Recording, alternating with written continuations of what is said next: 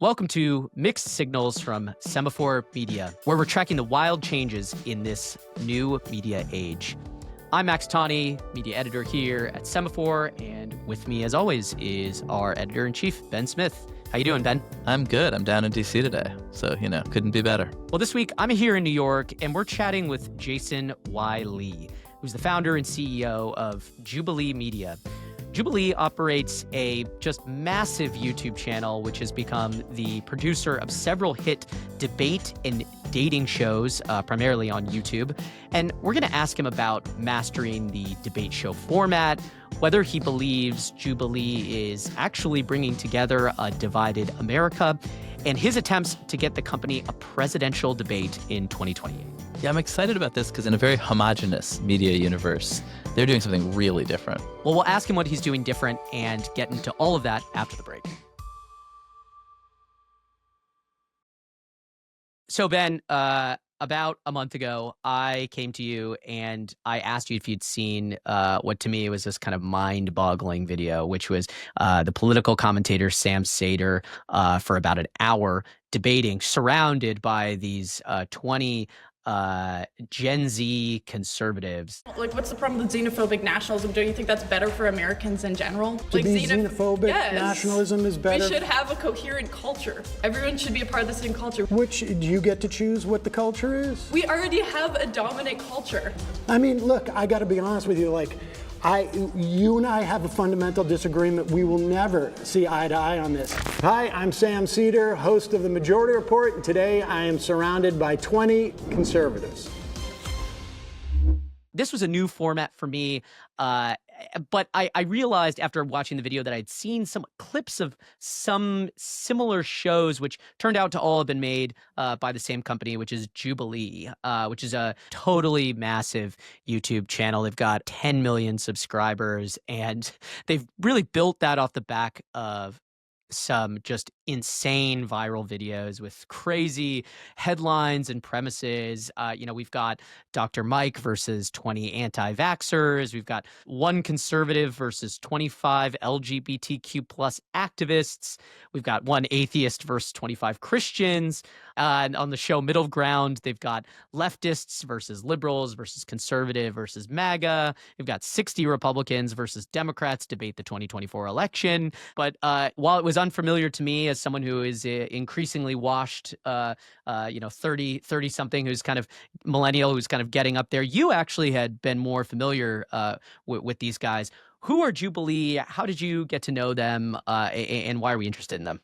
Yeah, before they were doing these interviews, right, with Seder, with Charlie Kirk, Pete Buttigieg, in this wild format, they were kind of, I met them first when I was at BuzzFeed, and they were sort of a curious BuzzFeed knockoff. We were doing extremely goofy videos about, Americans try Korean snacks. And they were doing videos that kind of felt vaguely similar, but that were about Israelis trying out Palestinian ideas and vice versa, sort of taking the hottest button socio-cultural issues and political issues and putting them into goofy YouTube formats. And it really struck me. And I got to spend a little time with the founder, Jason Lee, who had this kind of interesting story, like a very classic, ambitious, young meritocratic resume. Well, was an intern for the Obama campaign, went to Wharton, became a consultant at Bain and Company. And then when he was at Bain, did a kind of a goofy stunt trying to make a video to raise money for Haiti, and kind of got the bug of like, can I do good works on the internet with YouTube and get a lot of attention? Feels like, honestly, a very like 2010 impulse. And but has built something that I think is really totally unique and has flown mostly under the radar of like people over 25, but is remarkable. Until now, right? It seems like within the last 6 months, as people started to pay attention to the election, they turned out to be one of the big kind of breakout stars, at least in terms of going from, something that your kids were maybe familiar with and maybe some of their friends to something that has reached the realm of mainstream adults who weren't previously getting their information from YouTube. And they've had a tremendous amount of success. They're booking bigger and bigger guests. They got a profile in The Atlantic. They're now represented by UTA as of just a few months ago, the talent agency, which is going to try to kind of blow them up. But one of the reasons why I think both of us find them interesting. And, I don't want to necessarily put words in your mouth, Ben, but is the central idea that they've come up with, the central thesis, they believe that by reinventing kind of political, ideological kind of debate style formats, that they can actually improve understanding and lead towards kind of better political outcomes and a healthier political discourse in this country, which may be a little bit strange when you're watching anti-vaccine conspiracy theorists debate with a doctor, but that's their premise, and that's the thing that they say that they are trying to reach, and obviously they've had at least success in attracting eyeballs. Yeah, I mean, I'm excited to talk to Jason about whether what they're doing is a solution to polarization, or if it's just another way to get eyeballs off polarization. I think that's the big question. So let's bring him on. Thanks so much for doing this. It's nice to see you again. Absolutely. Thanks for having me, guys. And I was actually thinking back to when we first talked years ago, because I first spotted Jubilee, on YouTube when I was at BuzzFeed, and thought, like here's something that's taking a lot of what BuzzFeed is playing with, but moving it into this kind of political, social, cultural space. And actually, when I first saw it, I thought, oh, this is a Christian BuzzFeed. That's so funny you say that. First off, I should say that, Ben, you were one of the first folks kind of from traditional, or what I would call legacy media, to reach out. So I would say you were pretty prescient, and really maybe that's obviously your skill set. Flattery will get you everywhere. Just anytime you want to say that. But yes, I am Christian, but yeah, Jubilee Media is not a Christian entity, but it's funny because I initially started something called Jubilee Project, which was a not-profit 501c3, which did have some Christian kind of background and motivation. So I think you can probably sense some of that just from myself. There's something about the vibe of it. Like, but what was I actually seeing? Tell me what you were, like, what were you trying to do? I think that beneath all of it, there's this kind of belief that we want to create content that will make the world a better place. And as naive as that may sound, I think in the midst of what we feel like is some of the most divisive times, that actually human connection and really understanding folks and having dialogue and empathy is quite a good thing. And I think that's not necessarily just a Christian value. It's just like a human value that you're probably sensing through all of our content. Now at Jubilee, we call it, our acronym for it is PUKE. It's provoke, understanding, create human connection. It's just an easy way for us to think about it. But we say all the time, we have to puke every day. So Jason, I'm kind of curious. It does seem like the election maybe supercharged, your audience, or brought a lot of attention to it. But was there a moment where you realized, that this was really starting to take off? Because you guys have been doing it for a while, obviously. Yeah, it's funny because I started Jubilee Media in 2017. And I think if you were to ask most Gen Z or teenagers, even 5 or 6 years ago, they'd be very, very familiar with Jubilee. For a lot of other content, we did shows like Middle Ground or Odd One Out. What was like a big early hit? Just assume that our audience might not have heard of them all. For example, we did a middle ground between flat earthers and what I would call round earthers, for example. That was That's what we call them now. That was a big one, for example. We did another one that was one woman swiping 30 men in real life, right? And I think now it's funny because now 5 or 6 years later, I think you see a lot of content like this on YouTube, but a lot of it's originating from like original formats that we created as Jubilee. So it's interesting because now I think after the election in the fall, we've kind of maybe broken into a little bit more of like political and mainstream media in a way that has been cool to see, and to see a lot of folks of different ages and different kind of life stages really start to be exposed to Jubilee. You also ran headfirst into a lot of the like really ultra polarizing topics that people in like kind of the entertainment business widely, like nobody is like, let's have Palestinians and Israelis debate each other. And what like, I mean, I want to get to the flat earth thing in a minute, but where did I'm curious where that impulse came from, and what was there one of those that you did where you felt like, oh wow, this can work? Yeah, I think that we've come to a place where what we were noticing in media was that, if you're wearing a blue shirt and I'm wearing a red shirt, like we just will not engage. And that I'm only going to find folks with the same color shirt as myself and vice versa, right? Like that's not a new idea, but it's something that we just have seen more and more over time. And what we also believed with young people is that that's not necessarily what they wanted, nor was it good for us just like as people. That actually sometimes disagreement and interacting with folks who have a different point of view is actually quite good for us.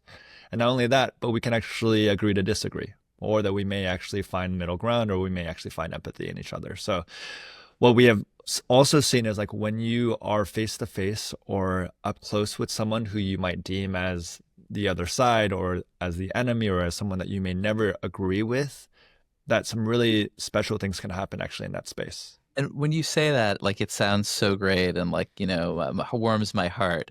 But like, do you think that like there's a chance the Earth might be flat? Personally, right? You do not. I do not. No, I personally do not. But so like, and I think that's to some degree like the critique of you guys, which you've seen is like, and that's like the most extreme version. Like, are you kidding me? You're putting a flat earther out there, like as though this is a reasonable point of view? That's almost a caricature of the thing. Yeah, and I think that the flat earther one is the one that we had to discuss quite a bit about, like, hey, where are the bounds by which we wouldn't go? And what are the topics that we would say, hey, this isn't really worth even a conversation or a discussion? But one of the principles we talk about a lot at Jubilee is what is this idea of what we call radical empathy. Somehow in 2025, it's empathetic, but it's very radically empathetic to even listen to someone with a different point of view. But could we actually exercise the muscle? And again, I don't think anyone really is watching that flat earther video and coming out and saying, I'm a flat earther now. In fact, we've seen the opposite happen. But it is like a really interesting thought exercise for us of like, can you empathize with an individual who actually does believe that the world is flat?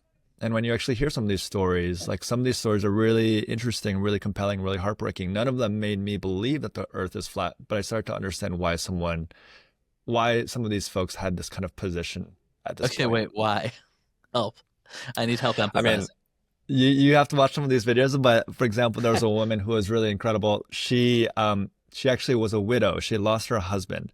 And when her husband was on his deathbed, he was actually going through this kind of like a lot of soul searching. He was going into a lot of like looking into videos and became like a full-on flat earther. And I think one of the ways for her to best connect with him in that time was actually to like watch these videos with him and share this kind of time. And once he had passed, I think that she feels like this is like part of her way to connect with him. Right. Again, does that make me believe that the earth is flat? Absolutely not.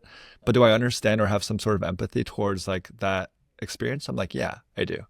And ultimately, I think the question came back to, if all of the content or if all the positions that we share at Jubilee were just to mirror what Jason believed, would this actually be beneficial to anyone in society? Or would we just be doing the same thing as everyone else? You guys jumped into sort of really like American electoral politics last fall with Charlie Kirk, with Pete Buttigieg. Was there anything about that felt different from the sort of social stuff you'd been doing or surprising, or are all these conflicts kind of the same? With that, we were really interested in exploring what we would call like this premise of the mighty versus the many. And I think it's very, very normal for us to see individuals who have kind of a platform and have these talking points and never really be held to account with anything that they say, right? And then you have a lot of the masses who often will critique, but never have an opportunity to really confront. And that's really the premise of why we've said we're going to put Charlie Kirk, or we're going to put Pete Buttigieg, or we're going to put Ben Shapiro in the center, and we're going to surround them with 25 individuals. Let's see how that nets out.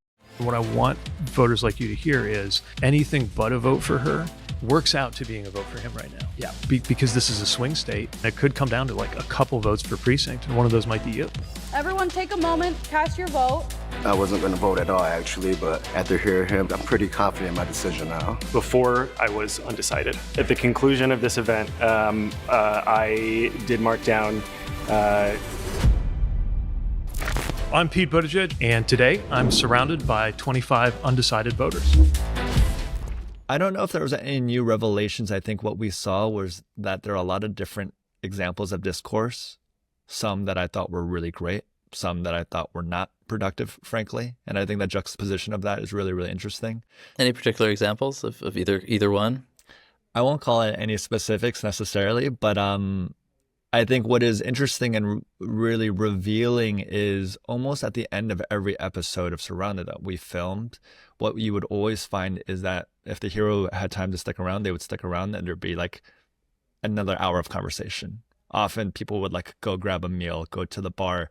So there's this kind of like interesting sentiment of like, oh, actually this conversation is enriching despite the fact that it is very uncomfortable at times and difficult to have. I can see over the course of, an hour, or, some of these go like 90 minutes or something, or something like that, that they are fairly relatively civil. But I guess when you see some of the clips of these that are really, really short and kind of taken out of context, you see the reactions to those clips, which are, people saying that these people are idiots and, they are misinformed about one thing or the other thing, or watch this dude own Charlie Kirk type of thing. And that seems to me, at least, to have kind of the opposite impact of, when you watch these full, long, kind of conversations. I'm curious, does that frustrate you, and what have you guys done to try to make it so that the way that people consume most of this content isn't through like the owns that are kind of these 30-second clips or whatnot? Max, that's a great point. And it's so fascinating because what we've even seen is that people will take the exact same clip and two different sides will claim it with different editorial text that says this person's owning this person, or look how terrible this individual is. And frankly, I think you all know, like, this is just part of what it means to be the man in the arena. We live in a digital kind of internet space. And once you've put content out there, people will clip it and will kind of use it for, use it with their voice in mind. I think that's just like the river is flowing one way is very, very difficult to change the current. But the way I think about it is, really, I hope it's an invitation for people to watch the actual content. As you've kind of called out, like, most of this content is an hour and a half, often up to 2 hours long. And it's great because when people are watching it on our platform, we're seeing incredible watch times. Like, people are watching for, on average, over 30 minutes. And they're really, really engaging. Yeah. And for YouTube, this is incredible. Like, there's this kind of myth that young people, like, short attention spans, like, can't like sit, listen. And that's just simply not true from what we're seeing. So yeah, I hope it's an invitation, but certainly it happens. So you guys have talked about how you want to host a presidential debate in the next cycle. And, part of my job has been, after the election, has been talking to, a lot of people in the Democratic side, who are trying to kind of find their way in the wilderness, the digital wilderness, having been kind of, overshadowed by Republicans online in the last cycle. So it seems to me, like, talking to a lot of those folks, like, I think you guys probably have a pretty good shot, at least at maybe a Democratic primary debate. But have you already started thinking about, okay, how would this work? What would the Jubilee spin on this format be? And has there been interest already? There has. Yeah. You'd be surprised. And I think that people realize where the puck is going and want to skate there, obviously for their own benefit or for their own political interests, but also because there's such a recognition of what a powerful role that digital played in this past election. It's something I've spoken to Neil about at YouTube, and it's something that we're really, really eager to do. And the reason is because when you watch the viewership or even like the roles that the previous presidential debates played in 2024, like, frankly, like, Gen Z and young people were not watching and participating and really digesting that content. And the reason I would say that is because it felt very rote. It felt like there was nothing new necessarily being presented. Sure, both sides are going to get a chance to talk, but really it felt like this is like a script that's very, very carefully rehearsed. No new information. We're going to go back and forth. And even there's a bias from whoever the producer is on how they're going to moderate it, et cetera, et cetera. And when we think about what would like a great Jubilee or digital first debate look like, I think there's a necessity that has to be authentic. There's a necessity that we don't actually know what individuals are going to say. And that does offer a lot of trepidation for a lot of political figures, right? I think 2024 was really interesting because, we actually were having conversations with both political parties about having, whether it's their candidates or other folks, representatives on our platform. And one critique that we actually have heard a lot about Jubilee is, why are you featuring so many Republican pundits or so many big Republican voices, but not as many Democratic voices? And it's something that frustrates me because I agree. And the reason was that when we were going out into these spaces, we found such an appetite from the right to say, absolutely, no questions asked, I'll be there. When do you want me to be there? I'll travel to you, etc. And then when we were speaking with folks on the left, there was a huge hesitation, and this is a generalization, but by and large, there was a, I don't know if we want to do that. Can you give us all the questions in advance? Can we carefully edit it? And it was such a different initial kind of paradigm by which we were talking with them. But I think since the election, we've seen, and we're starting to see a lot of differences, which I really welcome, and we're hoping that both sides will participate. Any Democrats in particular you feel like kind of get it? You know, I thought Pete did an outstanding job. Pete was so lovely to work with. His team was so lovely to work with. And I think, you know, unfortunately, there was a lot that was left on the cutting room floor. And I think part of that was not because of his team, but because he was still part of the administration at the time. Wait, do you mean that he got to, like, part of the deal was he could edit things out? No, that we had to, like, just from a legal reason, that we had to kind of check, not with his team, but with folks in the administration, actually. So not Pete necessarily. But after it was shot. Exactly. I can't believe exactly. Democrats would. You gave them some kind of editorial control, actually. We gave some input, yeah. And no, that's not the case for all of them, yeah. And actually, in the future, I don't think that we would do that. We just found it to be really just so hard to get these people on, right? That's crazy. It was very, very difficult, yeah. But I think the most ironic thing is the things that folks are most interested in cutting typically are the things that often would do the best for them. If that makes any sense. I mean, these guys are out of power. You can tell us now. It's actually all, and also all those correspondence you had with them are public documents. Sure. This is what I say. What I'll say is, I think that Pete is really, really skilled and adept at encountering difficult questions and facing adversity and responding with empathy and kindness in a very, very Jubilee way. But it was those very encounters that often the folks higher up that would say, oh, we really can't feature this question, or we can't feature this kind of back and forth. And I think that's such I think it's like a lesson maybe for the next election. Whereas we did not face very much of that at all on the other side. I have one follow-up to something that you said earlier, which I thought was interesting, which is, you know, you said that if it's going to be in the digital realm, that it has to be any debate or, you know, major political event that you guys might do has to be authentic. Can you expand on that a little bit? What do you mean by that? I think that viewers can really perceive when something is real and raw and authentic or not. And when we allow for space, opportunity to be surprised by humans, by what someone might say, by an interaction, I think that that's really, really special. I don't think that a lot of legacy media creates environments like that or spaces like that where people are, one, willing to participate, or that they actually see a glimpse of that.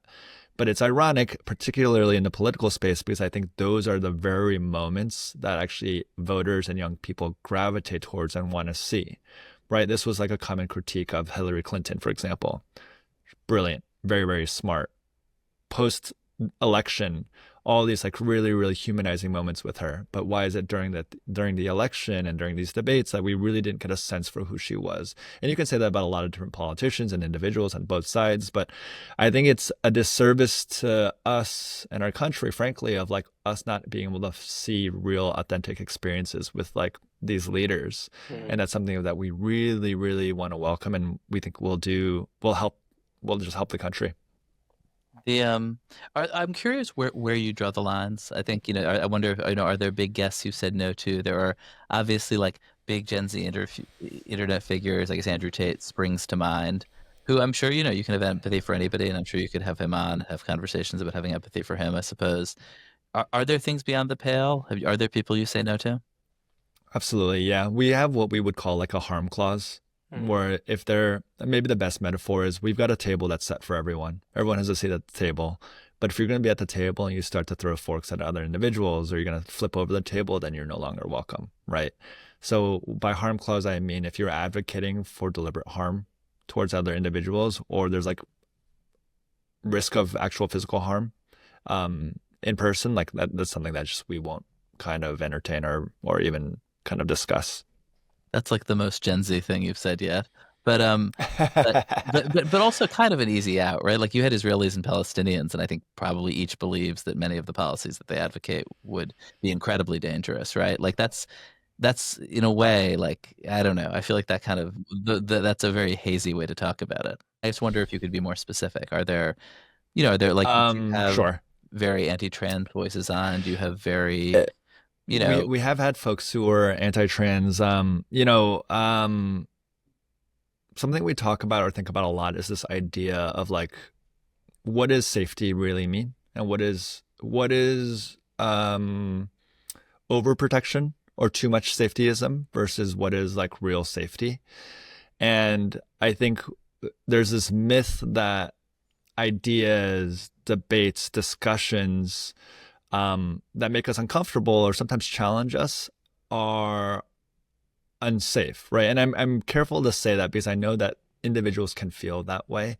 And we think it's really important, and we talk to everyone who's going to be part of our videos that they understand what we're going to do, right?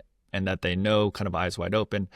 But I think what we're trying to welcome is this idea that actually disagreement and discomfort can and should be good for us. And actually it's kind of seen in the data, right? We're actually seeing, I think Jonathan Haidt writes a lot about this, right? This idea of an anxious generation. now you're talking like a boomer. All right, here we go. Yeah, coddling of the American mind, etc. Yeah. But linking a lot of the current anxiety, depression, mental health issues from young people from perhaps a fragility or like an over-sheltering. Yeah, totally. And what about Andrew Tate, who I brought up? Would you have him on? I don't think we would at this time. And I think the reason is because there still needs to be what I would discuss like as where's like the productive land forward that we're going to move towards, and I'm not sure that we could find that. That makes total sense. Well, we're sort of, I think we're fascinated with you guys as a cultural phenomenon and also as a media business. And when we come back from the break, we want to talk a bit about that. This week on our branded segment from Think with Google, I spoke with Google's VP of Marketing, Josh Spanier, about how marketers can work with creators.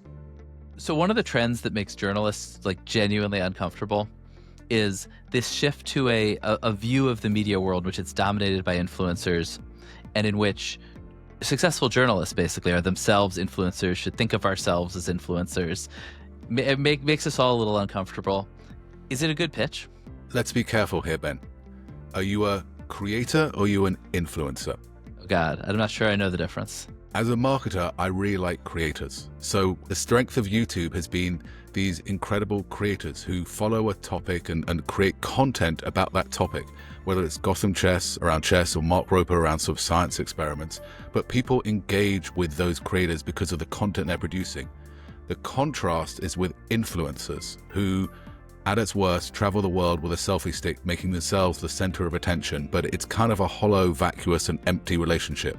As a marketer, I want creators on my side. And Ben, you are absolutely a creator. You're producing content that people value, including this podcast. All right, I think that term makes me like marginally less uncomfortable, so I'll take it. So how do you guys work with creators? I've got 4 quick tips in terms of working with creators as a brand and as a marketer. The first is simply, you've got to understand who the creator is, what their passions are, what their topic is, and why the audience engages with them. You have to be true to that creator's topic and community. Second, when you actually do a deal with a creator, you have to let the creator be the creator. There is nothing more awkward and embarrassing than a brand trying to force feed a creator to say things in the tone and style of the brand versus the actual tone and style of the creator. So let the creator be the creator. Third, it's nice if you can do a longer term deal, both for the creators but also just for authenticity. Having a creator show up, make a bit of money at one time and disappear is not a great transaction. It feels icky. Do a longer term deal. And finally, from a marketer's perspective, even though influencers and creators are exciting to work with, you still need KPIs, key performance indicators. You still need measurement. You still need to be able to prove that this work is actually driving your business outcomes. So those 4 things will help you work with creators. Where do people find out more about this? Head on over to thinkwithgoogle.com and search for the article entitled 3 Reasons YouTube Creators Are the New Hollywood at thinkwithgoogle.com.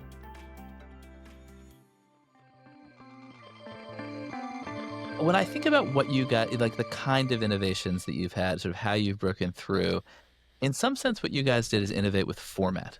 And we're in a world where if you look at television, it's like a screen with two boxes and idiots yelling at an idiot in each box yelling at each other. If you look at podcasts, it's just idiots in boxes yelling at each other.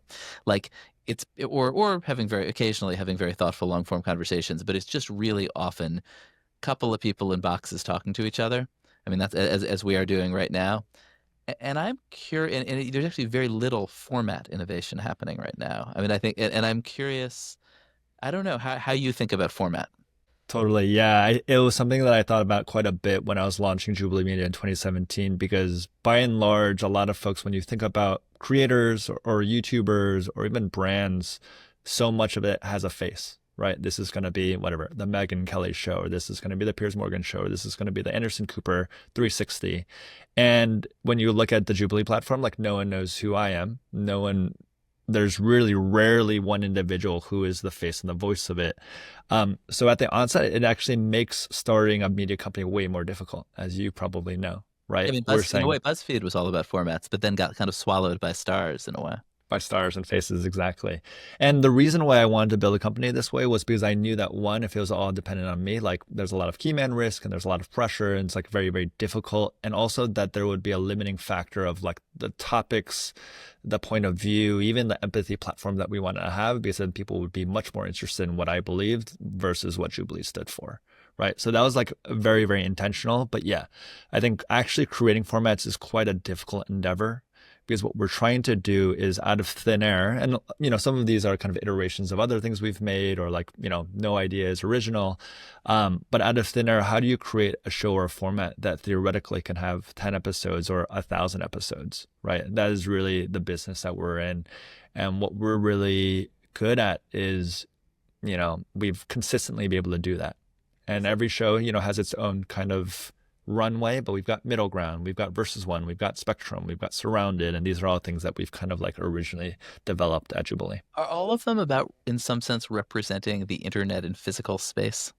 You're on to like a really important insight that we discuss a lot, is this idea of visual mechanic.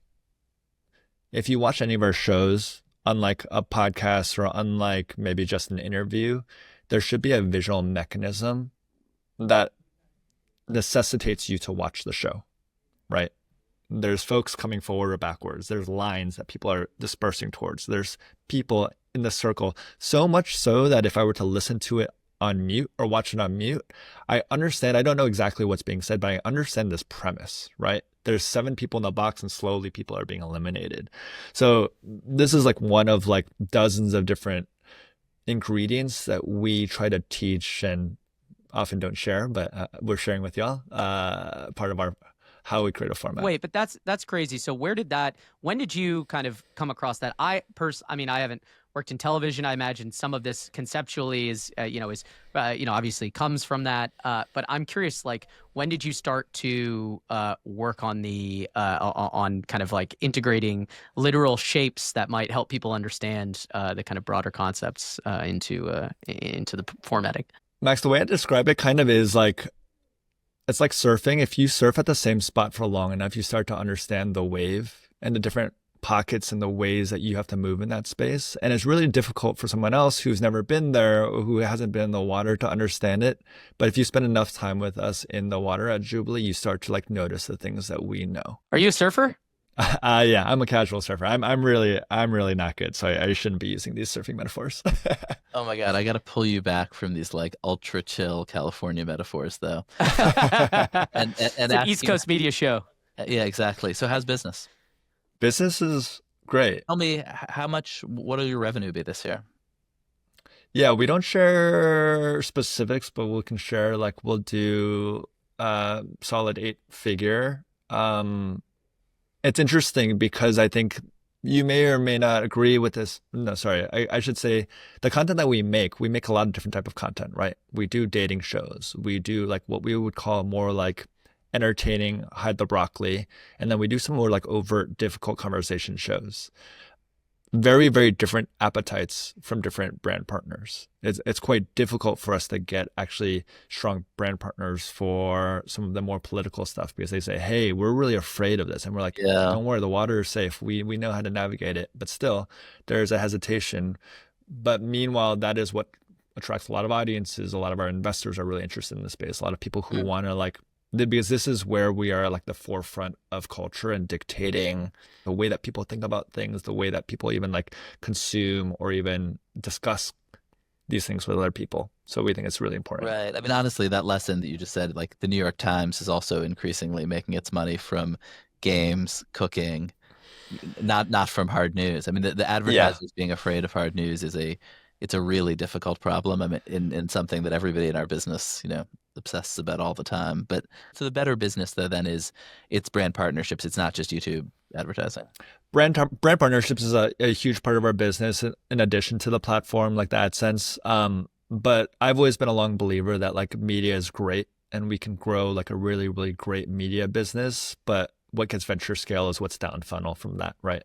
And that's not a new or original that was idea. Too many words. What gets venture scale is what's down funnel. Help. What do you mean? Yeah. So for example, similar to New York Times, right? You've got the puzzles, the games. My wife plays literally every day. But for example, we're building technology now. We're building a mobile app.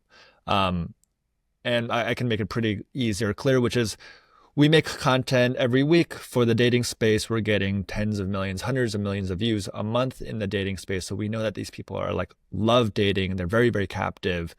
What is down funnel from them? We're building out experiential and also a dating app where now they can participate. What is it? I mean, it's funny because dating apps, I'm sure, I don't know if there's a chapter of Jonathan Haidt's book about dating apps, but when you talk to people about the sort of soulless digital life, dating apps are kind of front of mind. How do you Jubileeize that? Great question. When we talk about the NPS score for dating apps, it's the worst of any industry in the economy, meaning that people are the most disgruntled with dating apps. Yet it's still billions of dollars, right? And the reason is because the majority of the dating apps are owned by one entity and they're making good business, and there's no reason to change the formula that makes money but doesn't necessarily optimize for love or matching. There's also a problem, which is like there's a huge cold start problem, right? No one wants to go to a club that's empty. No one wants to go to a dating app and be the only one there. So that sucks. And one of the advantages that we have is that we have millions of people who are in the space already. And the way that we want to tackle dating differently is we've actually built, essentially it's a self-assessment. It's like a Myers-Briggs or an Enneagram, but we work with a social scientist PhD who helped us build what we call love print. So you'll take a whole dating assessment, you get one of 16 different archetypes, and we can actually use the data to then inform you, hey, Ben, we've got a great match for you based on compatibility, all these other things. So a little more introspective. I call it like you need the self gym on the first floor that you kind of think about yourself, think about what kind of partner you want before you go to the second floor and you're going to be sparring. So I think that that's really, really important in our philosophy. What does that look like though in the political or the kind of ideological space? Because it seems to me like, your audience, obviously you have a pretty big audience when it comes to, producing the kind of the dating content, but you have probably, I would imagine, a bigger audience of people who are interested in the political discussions and the debates about big issues. What does the dating app analog look like on that side? Yeah. Great question. And again, like our North Star is puke, right? We want to provoke, understand, and create human connection. So if we can do that in every arena, that's where we're aiming. But Max, imagine now, instead of us thinking about political space, and it's like we have two different color shirts and we can choose one or the other. The truth is that if we're both wearing blue shirts on 1,000 different issues, we're not going to agree, right? But like, there's not that many tools or ability for us to really self-reflect on the political space or the political compass. So now imagine one day if we not only had a dating app, but you had a Jubilee kind of universal profile where you could actually do a political self-assessment. And you can say, hey, actually, Ben, I thought you and I were both red shirters. What's going on here on this topic? Oh, interesting. I'm way more similar to Max here. A lot more difficult of a proposition, obviously, because people initially are very, very averse to even getting into political space, and that's why we started with love. But I think across all the content we do, again, that's when I say top of the funnel, it's really viewership, but what everyone really wants is participation. Everyone loves watching our content because they're kind of thinking about what would they say in that scenario? How do I think? Oh, wait, what would my friend say? And a good example of that is a phenomenon that we've been noticing since the start of Jubilee is we have had hundreds of Jubilee clubs sprout out in high schools and colleges around the country. Right? And we get emails every week and people say, hey, can we start a Jubilee club? And we say, sure. What does that mean? And they say, well, we meet every Friday and we'll watch one of your videos and then we'll do the debate ourselves. And then we're going to split up into whatever, vax, anti-vax, or we're going to split up into tariffs, anti-tariff, and we're going to do the conversation. We're like, that's exactly the premise that we want to instill into folks of how do you exercise empathy in your own life. So we're really proud of that because I think that just speaks to the strength of our vision, but also the strength of the formats that people want to participate. Yeah, that is very lovely, but also does sort of raise the question, I'm sure, for your investors of okay, where's the licensing revenue from the Jubilee Club in Topeka, right? What I tell my investors is we're going to change the world, but if we're successful in changing the world, it's not going to make the world a better place, but you're going to make a lot of money. Don't worry. Yeah, that makes sense. We had I interviewed Ted Sarandos, the CEO of Netflix, a couple weeks ago, and asked him about YouTube, and his slightly sneering response was, oh, YouTube's great. It's a great farm league for people who get to learn how to make content so that they can then actually monetize it on Netflix. And obviously the folks at YouTube hotly dispute that and note how much advertising money they pay out.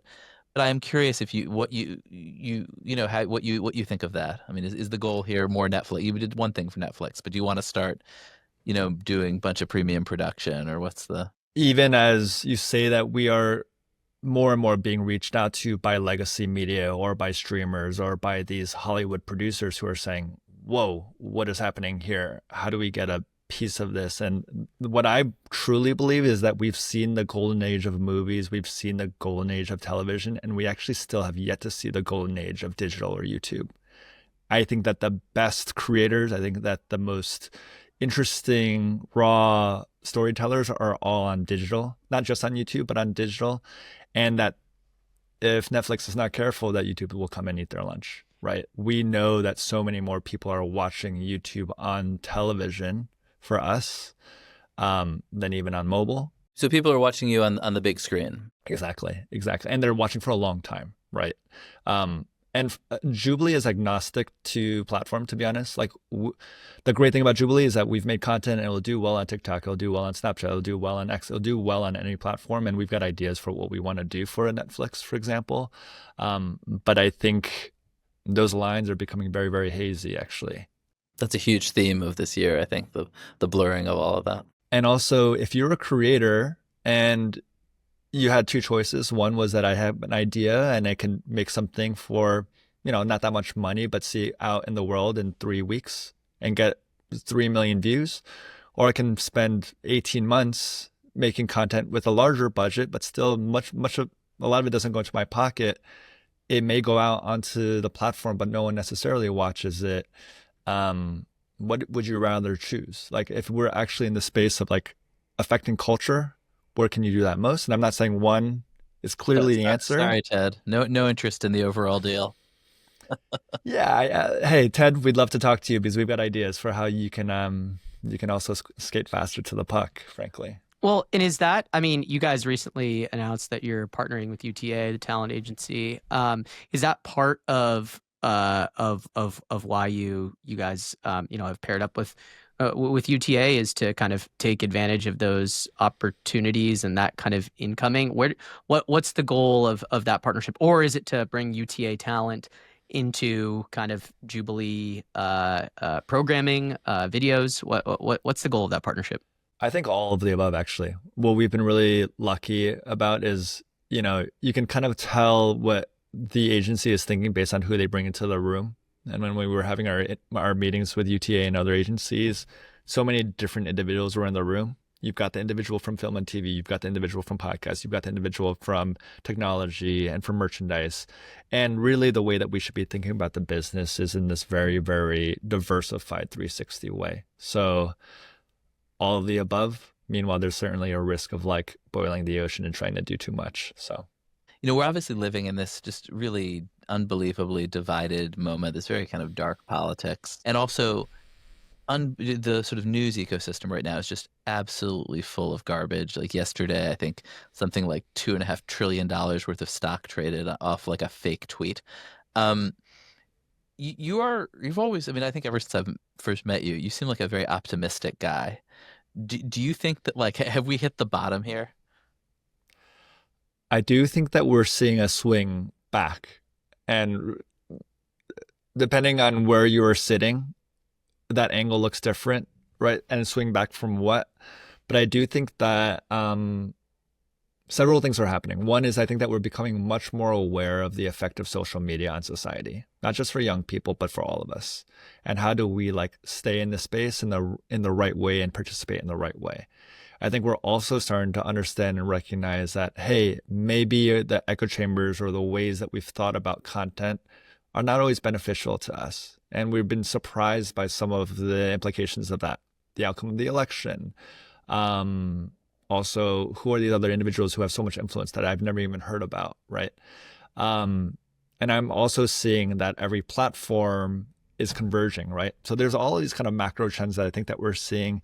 And I think ultimately, what I do believe is that young people in particular, is that there is a willingness and an appetite to lean into what I would call radical empathy. And that's one of the reasons why Jubilee has been successful. And whether you know Jubilee's name or not, you've seen our content and there's a reason why it does resonate with you. Hopefully not just in that kind of short form clipped moment, Max, but also in the long form moment. But yeah, I'm a true believer that we can provoke understanding, create human connection, and that Jubilee will be at the forefront of that. Well, I always feel better after talking to you, Jason. So thank you for joining us. Together we can. Yeah. Thank you. Thank you so much, Jason.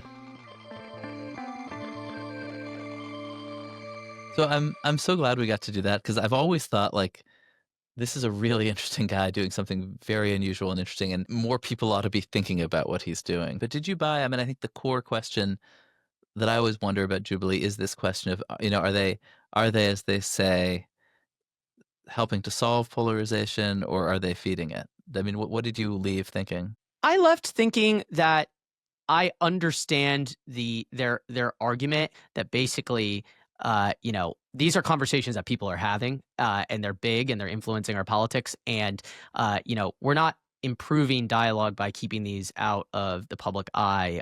The safety question that he was kind of referencing or alluding to, we're actually not necessarily making people more safe, by not having kind of these conversations. And so, look, I mean, some of the people who they have on these on their videos are really quite dim in my view. Like, they're not informed. They're crazy. They would not be allowed on CNN or even Fox News.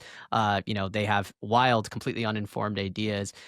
But I do think that they represent points of view that are out there, and the Jubilee videos attempt to actually really engage with them. You see this in the video that they had recently of the doctor taking on the 20 vaccine skeptics.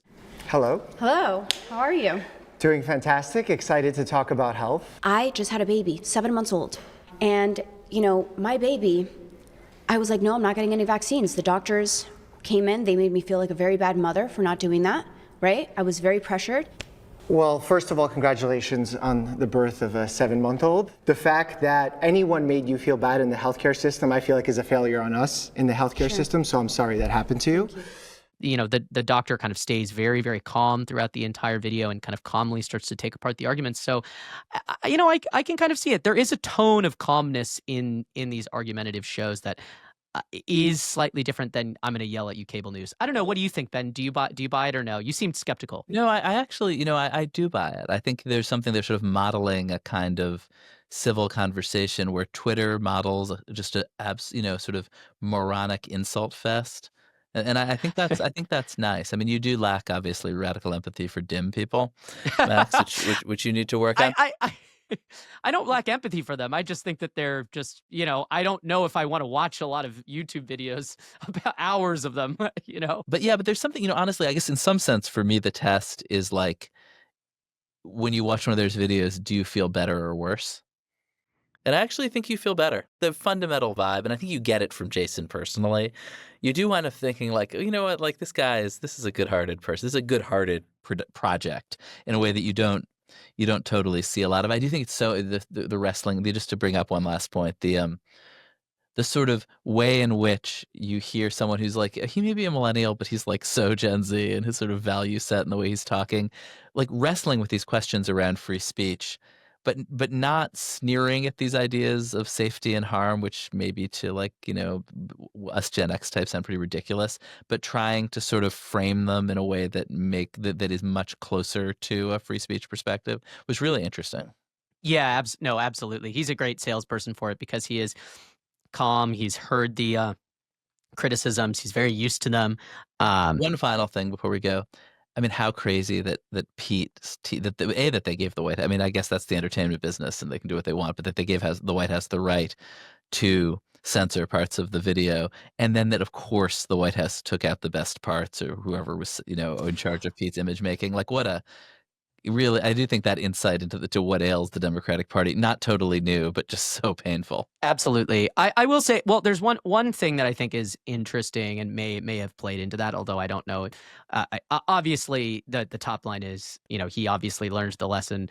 You know, it's the reason why so many other news organizations don't allow, you know, big public figures or CEOs or everything to kind of have any sort of editorial control, which is it's a very slippery slope and you lose a lot of the really good stuff that you want.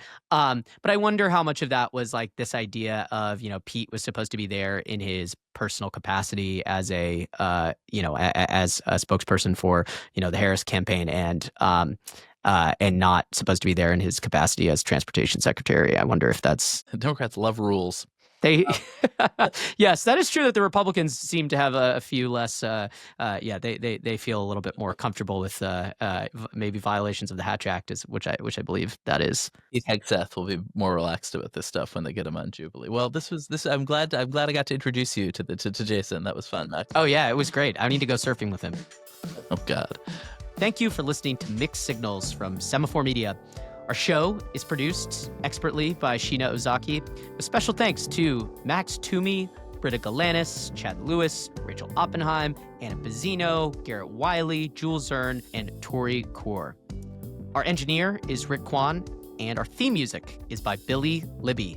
Our public editor this week is the former members of the Biden White House who did not censor or cut or have any editorial control over this interview.